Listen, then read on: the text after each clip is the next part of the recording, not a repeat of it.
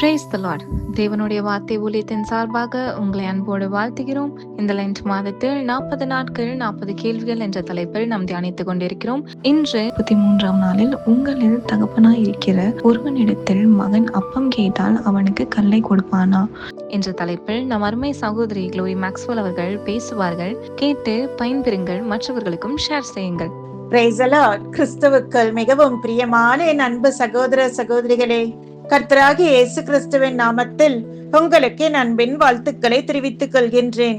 Length நாட்கள் 33ஆம் நாள் தியானமாக 40 days life transforming 40 questions, 40 நாட்கள் உங்கள் வாழ்வை மறுரூபமாக்கும் 40 கேள்விகள் என்ற தலைப்பில் 33ஆம் கேள்வியாக நாம் இன்றைக்கு தியானிக்க போகும் கேள்வி லூக்கா 11:11. உங்களில் தகப்பனாய் இருக்கின்ற ஒருவனிடத்தில் மகன் அப்பம் கேட்டால் அவனுக்கு கல்லை கொடுப்பானா? மீனை கேட்டால் மீனுக்கு பதிலாய் பாம்பை கொடுப்பானா? இயேசு கிறிஸ்து தன்னுடைய சீஷர்களிடமும் தன்னை பின்தொடர்ந்த கூட்டத்தினரிடமும் இந்த கேள்வியை கேட்கின்றார். இந்த வேத பகுதி தேவன் அவருடைய பிள்ளைகளாகிய நமக்கு எப்போதும் தீமையானதை அல்ல நன்மையானதையே தருவார் என்ற மகத்தான ஒரு வாக்குறுதியை அளிக்கின்றது. எந்த பெற்றோருமே தங்கள் பிள்ளைகளுக்கு எது சிறந்தது என்று அவர்கள் நினைக்கின்றார்களோ அதை பிள்ளைகளுக்கு கொடுக்க விரும்புவது ஒரு இயல்பான மனப்போக்கு. எல்லா பெற்றோருமே தங்கள் பிள்ளைகளை பாதுகாப்பவர்களாகவும் அவர்களுக்கு நல்ல காரியங்களை வழங்க விரும்புபவர்களாகவுமே இருக்கிறார்கள். தன் பிள்ளை கெட்டு போக வேண்டும் என்றோ தன் பிள்ளைக்கு கெடுதல் நினைக்கும் பெற்றோர் என்று யாருமே இல்லை. அதை போலத்தான் நம்முடைய தேவனும் அவருடைய பிள்ளைகளாகிய நமக்கு இருக்கின்றார். தேவன் ஜெபத்திற்கு பதிலளிக்கிறவர் என்றும் அவர் எப்போதும் தம்முடைய பிள்ளைகளுக்கு நல்ல ஈவுகளையே கொடுக்க அறிந்திருக்கிறார் என்பதை விளக்குவதற்கும் தேவன் இந்த தெளிவான உவமையை பயன்படுத்துகின்றார். உங்களில் தகப்பனாய் இருக்கிற ஒருவனிடத்தில் மகன் அப்பம் கேட்டால் அவனுக்கு கல்லை கொடுப்பானா? மீனை கேட்டால் மீனுக்கு பதிலாய் பாம்பை கொடுப்பானா? அல்லது முட்டையை கேட்டால் அவனுக்கு தேலை கொடுப்பானா? பொல்லாதவர்களாகிய நீங்கள் உங்கள் பிள்ளைகளுக்கு நல்ல ஈவுகளை கொடுக்க அறிந்திருக்கும் போது பரமபிதாவானவர் தம்மிடத்தில் வேண்டிக் கொள்ளுகிறவர்களுக்கு பரிசுத்த ஆவியை கொடுப்பது அதிக நிச்சயம் அல்லவா என்றார். இதே காரியம் மத்தேயு 7:9-11 வசனங்களிலும் சொல்லப்பட்டிருக்கிறது. 11ஆம் வசனத்தில் பொல்லாதவர்களாகிய நீங்கள் உங்கள் பிள்ளைகளுக்கு நல்ல ஈவுகளை கொடுக்க அறிந்திருக்கும் போது பரலோகத்தில் இருக்கின்ற உங்கள் பிதா தம்மிடத்தில் வேண்டிக் கொள்ளுகிறவர்களுக்கு நன்மையானவைகளை கொடுப்பது அதிக நிச்சயம் அல்லவா என்றார். இங்கே தேவன் மனிதர்களை ஏன் பொல்லாதவர்கள் என்று குறிப்பிடுகிறார் என்று யோசித்து பார்த்தேன். மனித பெற்றோர்களை இயேசு பொல்லாதவர்கள் என்று அழைப்பது அவர்களை குற்றவாளிகளாகவோ அல்லது கொடூரமானவர்களாகவோ சித்தரிப்பதற்காக அல்ல. இது தனிப்பட்ட ஒரு அவமதிப்பு அல்ல, மாறாக மனிதர்களுடைய அபூரணத்தையும் இம்பர்ஃபெக்ஷன், தேவனுடைய பரிபூரணமான நன்மையையும் அப்சல்யூட் பெர்ஃபெக்ஷன் அண்ட் குட்னஸ் ஒப்பிட்டு காட்டுவதற்காகவே ஆகும். அதாவது குறைபாடுள்ள பாவம் செய்யக்கூடிய மனிதர்களாகிய நீங்களே உங்கள் குழந்தைகளுக்கு நல்ல பரிசுகளை கொடுக்க அறிந்திருக்கிறீர்கள் என்றால் பரிபூரணமும் பரிசுத்தமும் தாராள மனமும் கொண்ட தேவன் தன்னிடத்தில் கேட்கிறவர்களுக்கு நல்லவற்றை இன்னும் எவ்வளவு நிச்சயமாய் கொடுப்பார் என்பதை உணர்த்துவதற்காக தான் அப்படி சொல்லி இருக்கின்றார்.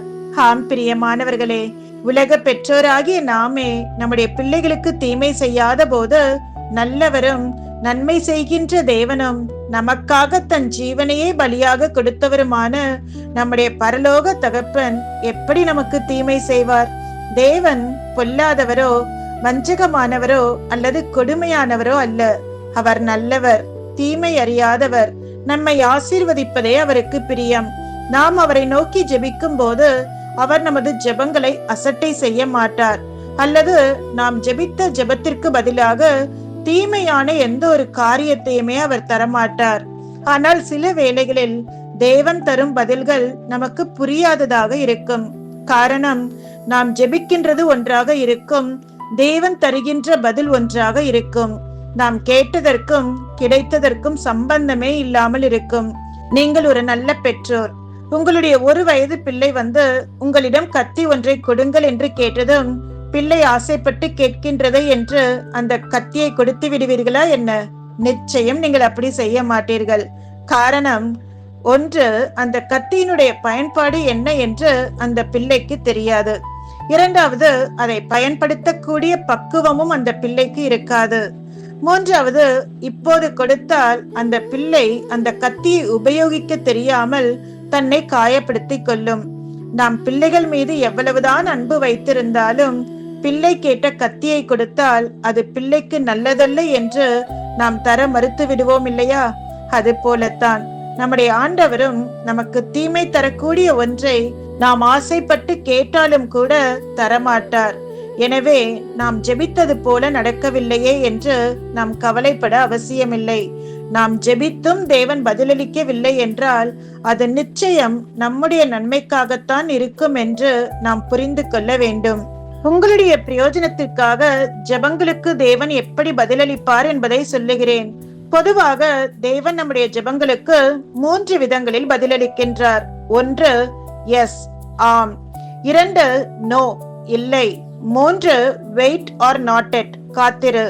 1வது, நாம் ஜெபிக்கின்ற காரியத்தால் நமக்கு நன்மை உண்டாகும் என்றால் உடனே எஸ் என்று சொல்லி அதை நமக்கு கட்டளையிடுவார்.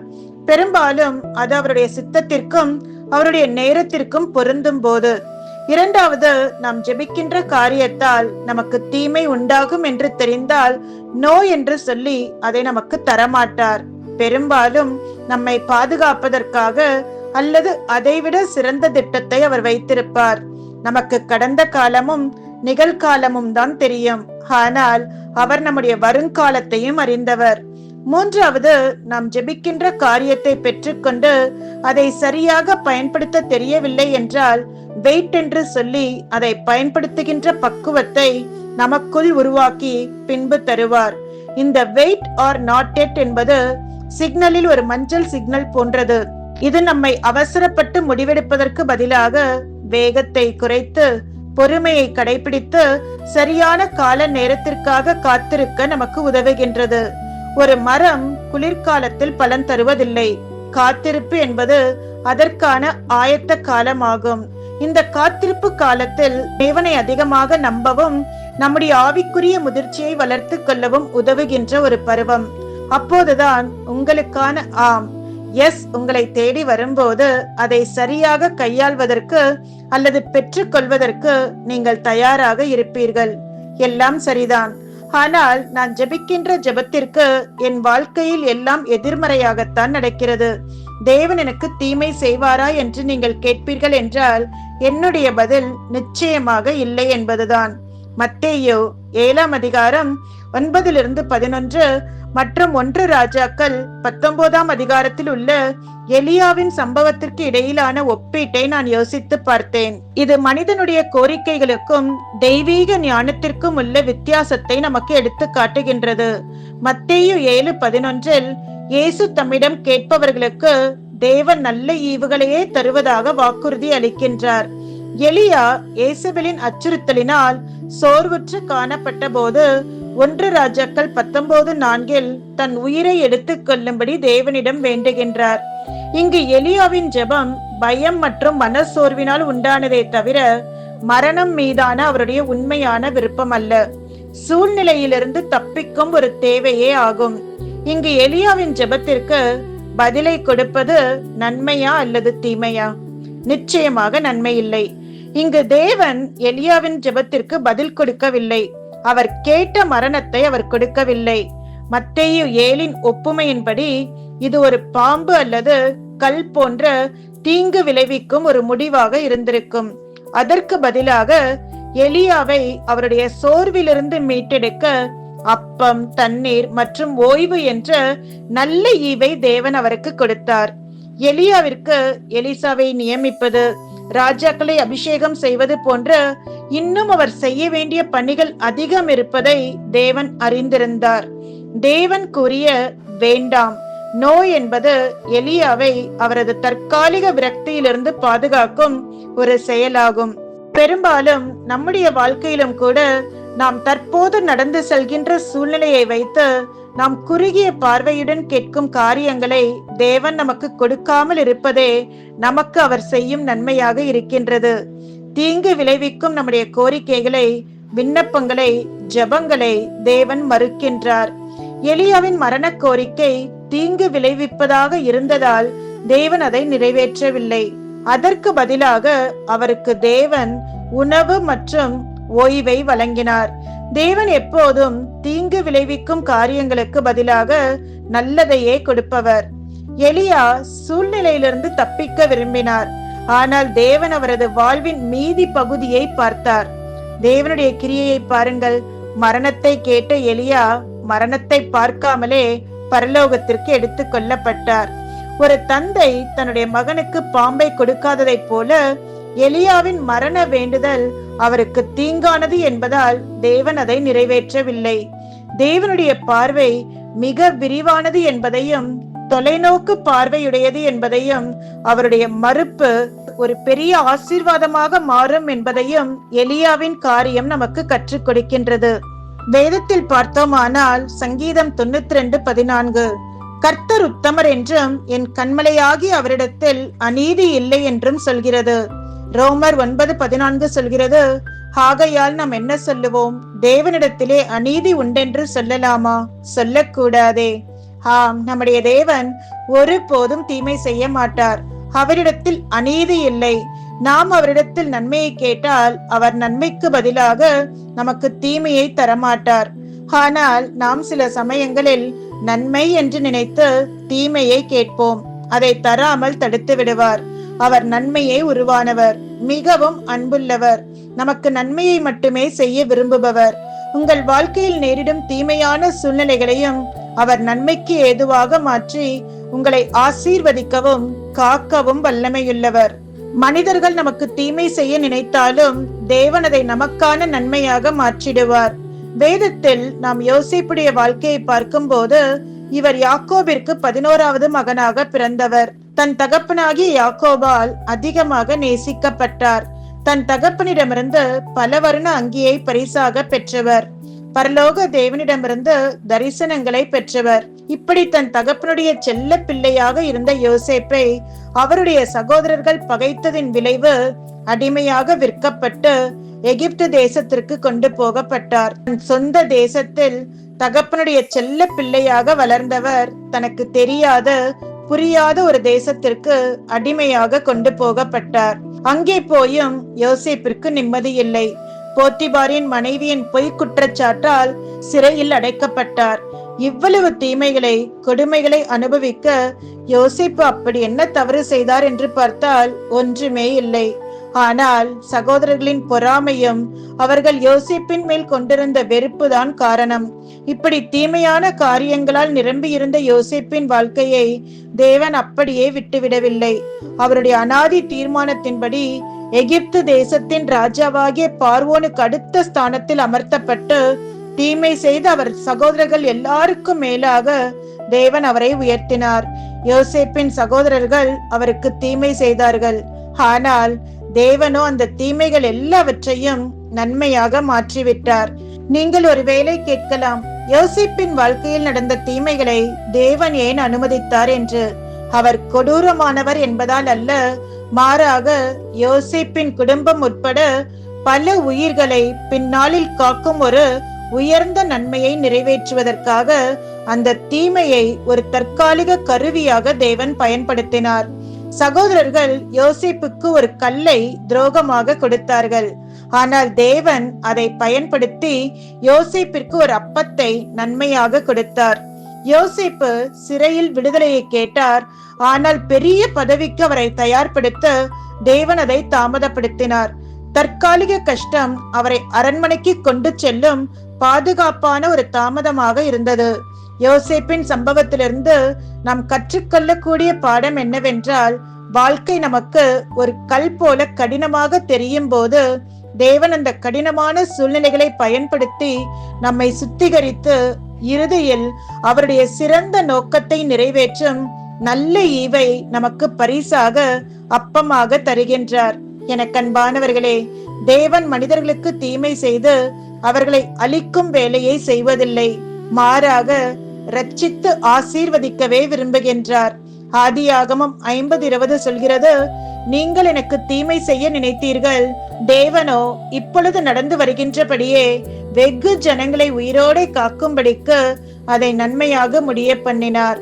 யோசேப்பின் வாழ்க்கையில் நடந்ததைப் போல ஒருவேளை மனிதர்கள் உங்களுக்கு எதிராக தீமையான காரியங்களை செய்தாலும் தேவன் அதை நன்மையாக மாற்றி உங்களை ஆசீர்வதிக்கிறது மட்டுமல்லாமல் உங்கள் நிமித்தம் பலரும் ஆசீர்வாதமான வாழ்க்கை வாழும்படி செய்வார். யோசேப்பின் சிறைவாசம் அவரை அரண்மனைக்கு தயார்படுத்தியதைப் போல நம்முடைய தற்போதைய போராட்டங்கள் எதிர்கால ஆசீர்வாதத்திற்காக அல்லது அதே போன்ற வேதனையை எதிர்கொள்பவர்களுக்கு உதவுவதற்கான ஒரு பயிற்சியாக இருக்கலாம். 2 கொரிந்தியர் 1:4 இதைத்தான் சொல்கிறது. தேவனால் நமக்கு அருளப்படுகின்ற ஆறுதலினாலே எந்த உபத்திரவத்தில் ஆகிலும் அகப்படுகிறவர்களுக்கு நாம் ஆறுதல் செய்ய திராணி உள்ளவர்கள் ஆகும்படி தேவன் நமக்கு பயிற்சி அளிக்கின்றார். எனவே தீமையான சூழ்நிலைகளை கண்டு கலங்காமல் தேவன் எல்லாவற்றையும் என்னுடைய நன்மைக்காக மாற்றுவார் என்று நம்புங்கள். எனக்கு அன்பானவர்களே, உங்களுடைய ஜெபங்களுக்கு நீங்கள் எதிர்பார்த்தபடி பதில் கிடைக்காத போது தேவன் உங்களை மறந்து விட்டார் என்று ஒருபோதும் நினைக்காதீர்கள். தரைத்தளத்தில் நின்று சாலையை பார்க்கும் நமக்கு அடுத்த திருப்பத்தில் என்ன இருக்கிறது என்று தெரியாது. ஆனால் உயரமான இடத்திலிருந்து பார்க்கும் தேவன் நமது கடந்த காலம், நிகழ்காலம் மற்றும் எதிர்காலம் மூன்றையுமே அறிந்தவர். நமக்கு எது ஆசை என்பது நமக்கு தெரியும். ஆனால் எது அவசியம் என்பது அவருக்கு மட்டுமே தெரியும். நமக்கு எது பிடிக்கும் என்பது நமக்கு தெரியும். ஆனால் எது நம்முடைய வாழ்க்கைக்கு நிலைக்கும் என்பது அவருக்கு மட்டுமே தெரியும். நாம் தற்காலிக பூக்களை கேட்கின்றோம், அவரோ நம்முடைய கைகளில் ஒரு நந்தவனத்தையே கொடுக்க காத்திருக்கின்றார். நாம் எதை வெற்றி என்று நினைக்கின்றோமோ அது சில நேரங்களில் வெறும் படிகட்டாக இருக்கலாம். ஆனால் எது நமக்கான உயர்வு என்பது அவருக்கு மட்டுமே தெரியும். நாம் ஒரு துளி மகிழ்ச்சிக்காக ஏங்குகின்றோம், ஆனால் அவர் நம்மை ஒரு பேரின்ப நதியில் மூழ்கடிக்க திட்டமிட்டிருக்கின்றார். அவர் ஆம் என்று சொல்லும் போது நம்முடைய பாதையை ஆசீர்வதிக்கின்றார். அவர் இல்லை என்று சொல்லும் போது நம்மை ஆபத்திலிருந்து பாதுகாக்கின்றார். அவர் காத்திரு என்று சொல்லும் போது நமக்கு பெஸ்டான ஒன்றை தர நம்மை ஆயத்தப்படுத்துகின்றார். அது நீங்கள் எதிர்பார்த்ததை விட நிச்சயம் சிறந்ததாகவே இருக்கும். கத்திக்கு பதிலாக ஒரு பொம்மையையோ அல்லது சத்தான உணவையோ தரும் ஒரு தாயை போல தேவன் நமக்கு தீமையானதை தடுத்து நன்மையானதை தருகின்றார். உங்கள் ஜெபத்தின் பதில் தாமதமானாலோ அல்லது மாற்றப்பட்டாலோ கலங்காதீர்கள். உங்கள் கையை பிடித்திருக்கின்றவர் உங்களை உருவாக்கியவர். அவர் ஒருபோதும் உங்களை கைவிட மாட்டார். நமது அறிவுக்கு எட்டாத காரியங்களை அவர் நமக்காக செய்து கொண்டிருக்கின்றார். என் நினைவுகள் உங்கள் நினைவுகள் அல்ல, உங்கள் வழிகள் என் வழிகளும் அல்லவென்று கர்த்தர் சொல்லுகின்றார். நாம் இன்று அழுது கேட்கும் ஒரு காரியம் மறுக்கப்படுமானால் நாளை அதுவே நம்முடைய மகிழ்ச்சிக்கு காரணமாக அமையலாம். ஆகவே தேவன் எனக்கு தராதது என்னுடைய நன்மைக்கே என்ற முழு நம்பிக்கையோடு அவரில் மகிழ்ந்திருப்போம். அவர் ஏற்ற காலத்தில் நாம் கேட்டதை விடவும் நினைத்ததை விடவும் மிக அதிகமான நன்மைகளால் நம்மை திருப்தியாக்குவார் என்பதில் சந்தேகமே இல்லை. அவருடைய நேரத்திற்காக காத்திருப்போம். அவருடைய பரிபூரண நன்மையினால் திருப்தியாவோம். கர்த்தர் உங்களை ஆசீர்வதிப்பாராக. God bless you. எனக்கு அன்பானவர்களே, தேவன் அன்பும் இரக்கமும் மனதுருக்கமும் தயவுள்ளவராக இருக்கிறார். தம்மை நோக்கி கூப்பிடுகிற யாவருக்கும் நன்மைகளை மேன்மைகளை அவர் தருகிறவராயிருக்கிறார். ரோமர் 8:28 சொல்லுகிறது, தேவன் மேல் அன்பு கூறலுக்கு சகலமும் நன்மைக்கேதுவாக நடக்கிறது. தேவன் நம்மை நடத்துகிற சில பாதைகள், சந்திக்க வைக்கிற சில மனிதர்கள் நமக்கு தீமையாக காணப்படலாம். ஆனா அந்த பாதை நமக்கு நன்மையாக இருக்கும் என்று பிறகுதான் தெரியும். இஸ்ரேல் ஜனங்களுக்கு செங்கடல் ஒரு தீமையாக காணப்பட்டது. ஆனா அந்த செங்கடல் ஒன்று இல்லை என்றால் எகிப்தியர்கள் இஸ்ரவேலை பின்தொடர்ந்து அவர்களை அழித்திருப்பார்கள். சவுலுக்கு கோலியாத் ஒரு தீமையாக காணப்பட்டிருந்தார். ஆனால் அந்த கோலியாத் தான், அந்த பிரச்சனை தான் தாவீது என்ற ஒரு சிறியவனை உலகத்திற்கு அவர் யார் என்று அடையாளத்தை காட்டுகிற ஒரு நபராக இருந்தார். எனக்கு அன்பானவர்களே, கடந்து செல்கிற பாதைகள் நம்முடைய வாழ்விலே சந்திக்கிற சில நபர்கள் நம்மை காயப்படுத்தலாம், நம்மை வேதனைப்படுத்தலாம், நம்மை கஷ்டப்படுத்தலாம். ஆண்டவர் ஏன் இந்த பாதையில என்னை விட்டுவிட்டார், என்னை மறந்து விட்டார், என்னை கைவிட்டுட்டார் என்று எண்ணலாம். ஆனால் அந்த தீமையும் தேவன் நன்மைக்கு ஏதுவாக தான் மாற்றுகிறார். ஏனால் அவர் ஒரு நல்ல தகப்பன். அப்பத்தை கேட்டால் கல்லை கொடுப்பாரோ, மீனை கேட்டால் பாம்பை கொடுப்பாரோ? இல்லை, அவர் நன்மையானவைகளை தருகிறவராயிருக்கிறார்.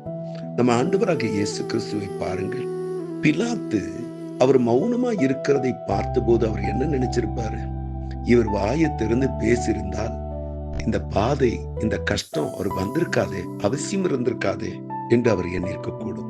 இயேசு கிறிஸ்து ராவு முழுதும் சாட்டையால் அடிக்கப்பட்டதை பார்த்த ஜனங்கள், வேதனைகள், அவமானம் ஊடாக ஆணிகள் அடிக்கப்பட்டதும் அவமானப்படுத்தப்பட்டதும், சிலுவிலே தாகமா இருக்கிறேன் என்று அவர் கதறுகிற அந்த சத்தத்தை கேட்ட ஜனங்களுடைய மனநிலை, கேள்வி என்னவா இருந்திருக்க கூடும்? இயேசுவுக்கு இந்த கஷ்டம் தேவையா? இந்த பாதை அவசியமா? இந்த வேதனைகள் அவருக்கு தேவையா? ஏன் ஆண்டவர் மௌனமா இருக்கிறார்? அவர் தேவன் என்று ஒரு அற்புதத்தை செய்து நிரூபித்திருக்கலாமே. ஏன் ஆண்டவர் மௌனமா இருக்க? இந்த பாதை அவருக்கு ஏன்? அந்த பாதை மற்றவர்களுக்கு ஒரு தீமையான ஒரு பாதையாக காணப்பட்டது. ஆனா அந்த பாதை தான் பாவம் என்ற அந்த தீமையை நம்முடைய வாழ்க்கையிலே அழித்து போட, வேரோடு அழித்து போடும்படி தேவன் அந்த பாதையை தெரிந்து கொண்டார். இந்த பாதைகள், இந்த வேதனைகள் மத்தியிலும் சகல அதிகாரம் உடையவராக இருந்த போதிலும், தாங்க முடியாத வேதனை, தாங்க முடியாத பாரம், கஷ்டம் அவர் மனதில் இருந்த போதிலும் மௌனமாக அவர் சகித்தார். ஏன் தெரியுமா? 2 பேதுரு 3:9 சொல்கிறது, தாமதிக்கிறார் என்று எண்ணுகிறபடி கர்த்தர் தம்முடைய வாக்குத்தத்தத்தை குறித்து தாமதியாமல் ஒருவரும் கெட்டு போகாமல் எல்லோரும் மனம் திரும்ப வேண்டும் என்று விரும்பி நம்மேல் நீடிய பொறுமை உள்ளவராக இருக்கிறார். யாவரும் ரட்சிக்கப்பட்டு மனம் திரும்ப வேண்டும் என்று தேவனுடைய திட்டத்தை, தேவனுடைய அன்பை, தேவன் நமக்காக ஆயத்த பண்ணின நித்திய ஜீவனை சுதந்தரிக்கும்படி இயேசு இந்த பாதையை தெரிந்து கொண்டார். அதை பார்த்தவர்களுக்கு தீமையான பாதையா இருந்திருக்கலாம். ஆனா நம் வாழ்வில் வர வேண்டிய தீமையை நன்மையாக மாற்றும்படி தேவன் அந்த பாதையை தெரிந்து கொண்டார். என கண்பானவர்களே, நம்முடைய மீறுதல் நிமித்தம், நம்முடைய அக்கிரம நிமித்தம் அவர் காயப்பட்டார், அவர் நொறுக்கப்பட்டார். நம்முடைய பாதையை செவையாக்கவே அவர் வாழ்வை, அவர் சரீரத்தை கிழிக்க ஒப்பு கொடுத்தார். என கண்பானவர்களே, இன்று நாம் எந்த பாதையை நாம் தெரிந்து கொண்டிருக்கிறோம்? இன்று நாம் கடந்து செல்கிற பாதையை பார்த்து ஆண்டவர் மறந்துட்டார், என்னை கைவிட்டுட்டார் என்று புலம்ப போகிறோமா? அல்லது இந்த தீமையும் ஆண்டவர் எனக்கு நன்மையா மாற்றுகிற என் தேவன், அவர் தீமையை நினைக்கிற தேவன் அல்ல, தீமையும் நன்மையாக மாற்றுகிற தேவன் என்று அவரே உறுதியா நம்பியிருப்போம், அவரே சார்ந்திருப்போம். நம்முடைய வாழ்க்கையை அவருக்கு ஒப்பு கொடுப்போம். நாம் கண்களை மூடி ஜெபம் செய்வோமா? ஜெபம் செய்வோம். அன்பும் இரக்கமுள்ள நல்ல தகப்பனே, சமாதானம் உண்டு பண்ணும் ஆக்கினை அவர் மேல் வந்தது என்று வசனம் சொல்லுது. ஆமாம் சுவாமி, நாங்கள் சமாதானமாய் இருக்க, நாங்கள் பிழைத்திருக்க, நாங்கள் மகிழ்ந்திருக்க உம்முடைய ஜீவனை எங்களுக்காக கொடுத்தீரப்பா. உம்முடைய உயிரை எங்களுக்காக கொடுத்தீர். உம்முடைய சரீரத்தை கிழிக்க ஒப்பு கொடுத்தீர். உம்முடைய கடிசு சொட்டு ரத்தத்தை எங்களுக்காக சிந்தினீர். இத்தனை ஒரு நல்ல தேவன், நாங்கள் எதிர்பார்த்த நன்மையை, நாங்கள் எதிர்பார்த்த மேன்மையை, நாங்கள் எதிர்பார்த்த வாழ்க்கையை நீங்கள் கொடுக்காமல் இருப்பீரோ? ஆண்டவரே, தம்முடைய பிள்ளைகளுக்கு ஏதோ வாக்கு தத்தங்களை கொடுக்கிற தேவன் அல்ல, கொடுத்த வாக்கு தத்தங்களை நிறைவேற்றுகிறதுலே நீ உண்மையுள்ள தேவனா இருக்கிறேன்.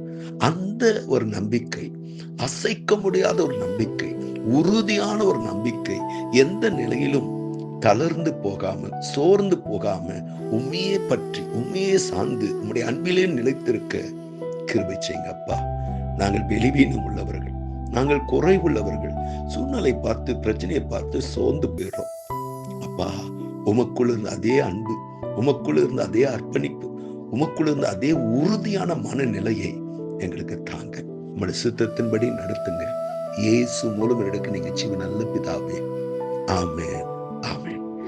எனக்கு அன்பானவர்களே, இந்த வார்த்தை உங்களுக்கு மிகுந்த ஒரு ஆறுதலாக ஆசீர்வாதமாக இருக்கும் என்று நம்புகிறேன். உங்களுக்கு தெரிந்த அன்பானவர்களுக்கு ஷேர் பண்ணுங்க, ஃபார்வர்ட் பண்ணுங்க. அத்துடன் யூடியூப் சேனலை சப்ஸ்கிரைப் பண்ண மறந்து போக வேண்டாம். கீழ் உள்ள பெல் பட்டனை கிளிக் பண்ணுங்க. மேலும் கமெண்ட் செக்ஷன்ல உங்களுடைய கமெண்ட்ஸை பதிவு செய்யுங்க. அது அநேகருக்கு ஆசீர்வாதமாக இருக்கும். கர்த்தர் உங்களை அதிகமாக ஆசீர்வதிப்பார். God bless you.